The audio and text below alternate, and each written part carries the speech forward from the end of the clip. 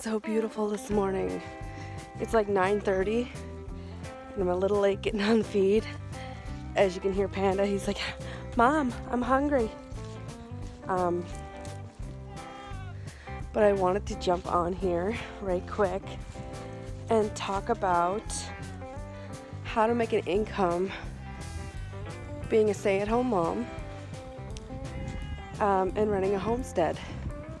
And it's not been easy, I'll tell you that much. I left my job in June, at the end of June, when lobster season ended. And I've been basically a stay-at-home mom ever since, running my homestead. I sell eggs. And in the summer when we have meat chickens, we sold meat chickens. So that is part of our income. Which, Mama here. You sitting on anything? No, I'm sorry. I disturbed you. Now these guys are being our money makers. They're laying a half a dozen eggs a day. And they just turned 6 months old. So this beautiful mama, some more tame than others. These beautiful mamas are our money makers right now. And so next year I will probably get 18 more of these guys. I probably will not get any more geese. If I do choose to get more geese, I will have them away from my chickens. This is probably the worst idea I've ever had. They make such a mess. So over the weekend we will be definitely losing one of these guys for Monday for Thanksgiving. I just don't know which one yet. I want to get him bigger. I want to get her bigger, but I'm thinking it's this one right here because she's a little piglet. And also this coop desperately needs to be cleaned. Hello, pretty mama. Hello, Mavis. You're looking better. The molt is almost over, thank God. Hello, mama. So another thing, like Meg Hillary said, have a side hustle. I actually have three. Three of them are, I watch kids periodically for parents, especially right now with potato digging season. A lot of parents cannot find childcare early in the mornings, so I offer before and after school care and toddler care. So any child over the age of a year old, I will definitely take during the day and then watch them until they're done digging. So that can be 8, 9, 10 o'clock at night sometimes, but that's a reliable source of childcare for them, and it's an income for me. A second side hustle I have is making crafts. I crochet a lot. I make blankets, I make hats, I make pretty much everything. Mitts, socks, scarves, headbands, you name it, I can crochet it. Another thing is I make soap. So that's number 3, is I make soap and I sell soap. So having all those little things add up. I also sell Scentsies, which is wax bars, dryer and laundry detergents, fragrance system. It's called Scentsy Fragrance System. These fools got to play in the background. That's another thing that generates income. It's only 25% commission I make off of that, but 25% commission every 2 weeks is better than nothing. And it works out to be about anywhere from $75 up to $500, depending on how large my orders go in. And I was able to purchase 2 new goats. I don't have them yet. I'm picking them up. We just couldn't pick them up yesterday, but I am getting 2 new goats and I'm so happy. You'll notice Darren's got the back of the barn dug out and all this moved out of here. All this is getting cleared out. The fence was fixed yesterday. We're gonna make an awning or an eave coming off the barn, and that's gonna give another stall and possibly a kidding stall room in the barn. Also, if we need to use the majority of the barn for kidding, and then we can move Panda to the back part and just make the run wider, and then he can get out on his own. But that's our plan right now, and that's what we're using my side hustle money for.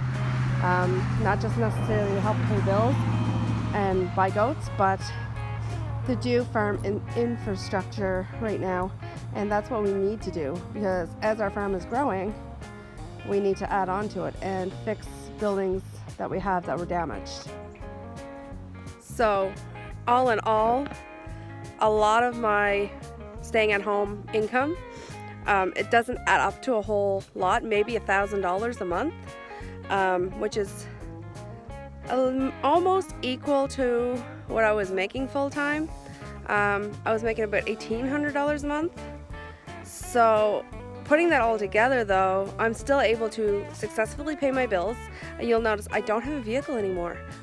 I let that go. I brought it back to the dealership. I said, I can't afford this anymore. I'm not working. I canceled the insurance on that vehicle.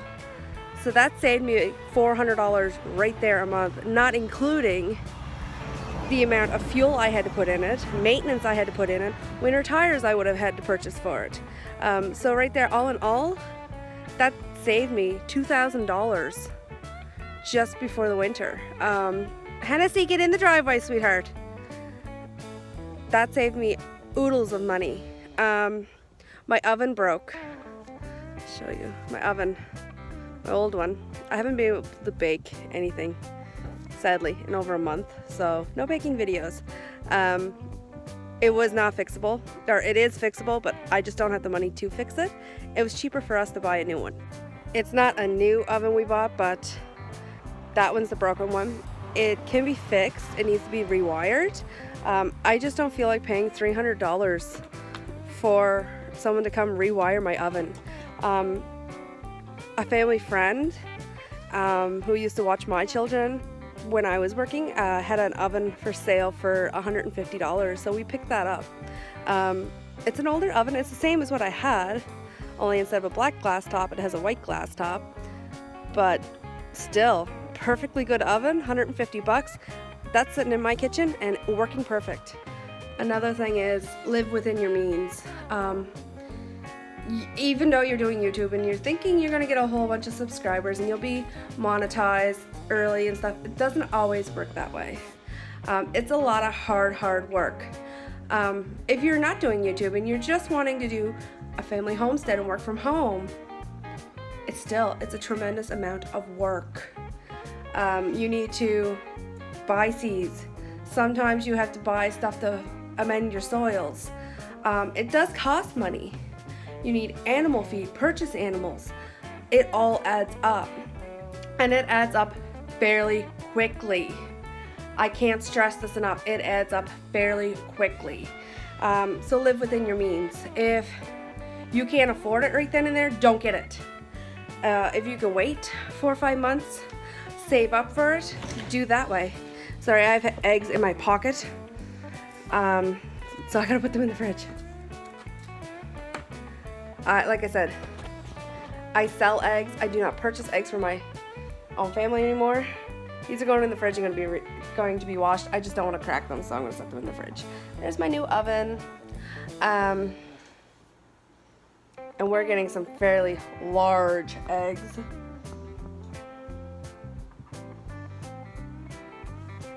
So doing a little of everything adds up to my bills being paid. For instance, my my electricity bill, that's about $240 a month. So at most I have to make $240 a month. Kids' lunches, stuff, milks, breads, stuff like that. I have to at least make an additional $135 a week to pay that. My husband works, so I don't necessarily have to worry about the bills, but I don't want to put everything financially on him.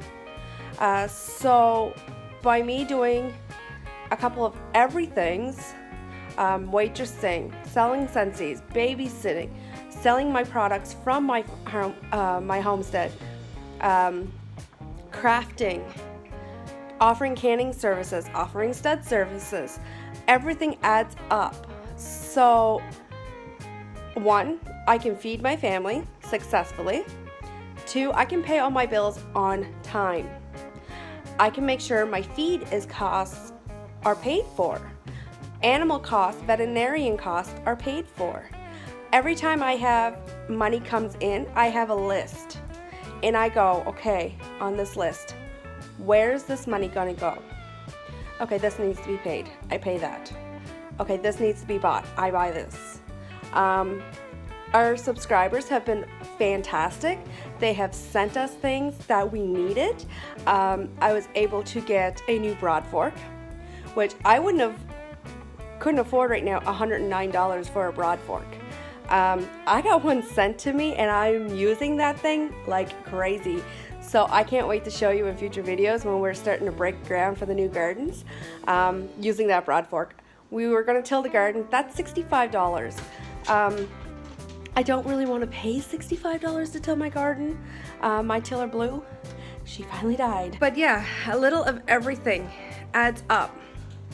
And that's what I want to stress.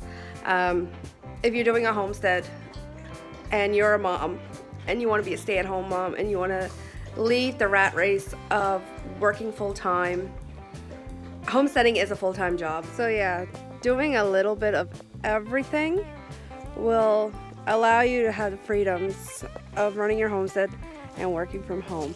If you can line up a few different things to succeed at for your homestead or side hustles like Meg Hillary says, do that.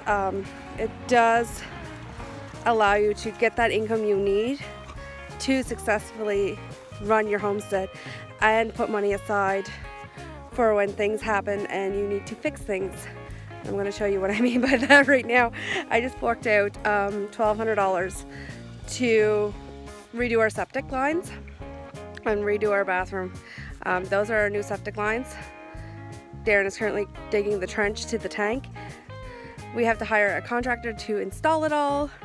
There's been a new toilet and new lines under the house ran, and new septic lines running from the kitchen.